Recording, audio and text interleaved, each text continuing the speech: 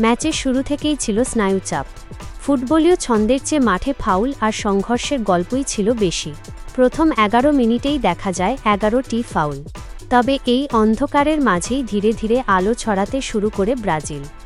১৯ মিনিটের মাথায় ভিনিসিয়াস জুনিয়রের দুর্দান্ত কাটব্যাক থেকে দানিলোর শট এবং জোয়াও পেদ্রোর প্রচেষ্টা ক্রোয়েশিয়ার গোলরক্ষক লিভাকোভিচ রুখে দিলেও বেশিক্ষণ দেয়াল ধরে রাখতে পারেননি। প্রথমার্ধের যোগ করার সময় ভিনিসিয়াসের জাদুকরী ড্রিবলিং আর মাপা পাশে দানিলোর ফিনিশিংয়ে লিড নেয় সেলেসাওরা। দ্বিতীয়ার্ধে চিত্রনাট্য কিছুটা বদলে যায়। ক্রোয়েশিয়া চাপ সৃষ্টি করে এবং ৮৪ মিনিটে লভ্র মায়েরের গোলে ম্যাচে ১-১ সমতা ফেরে ম্যাচ তখন আগুনের লড়াইয়ে রূপ নেয়। ম্যাচের ভাগ্য বদলে দিতে মাঠে নামেন তরুণ তুর্কি এনরিক। তার উপস্থিতিতে ব্রাজিলের আক্রমণ হয়ে ওঠে আরও ধারালো।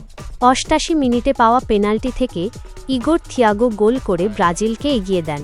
আর যোগ করা সময়ের দ্বিতীয় মিনিটে এনরিকের বাড়ানো বল থেকেই গ্যাব্রিয়েল মার্টিনেল্লি ঠান্ডা মাথায় ফিনিশ করে ৩-১ জয় নিশ্চিত করেন।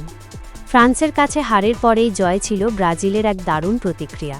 এনরিকের ছোঁয়ায় শেষ মুহূর্তের ঝড় মনে করিয়ে দিল ব্রাজিলের হৃদস্পন্দন যতক্ষণ বাঁচে ম্যাচ ততক্ষণ শেষ হয় না।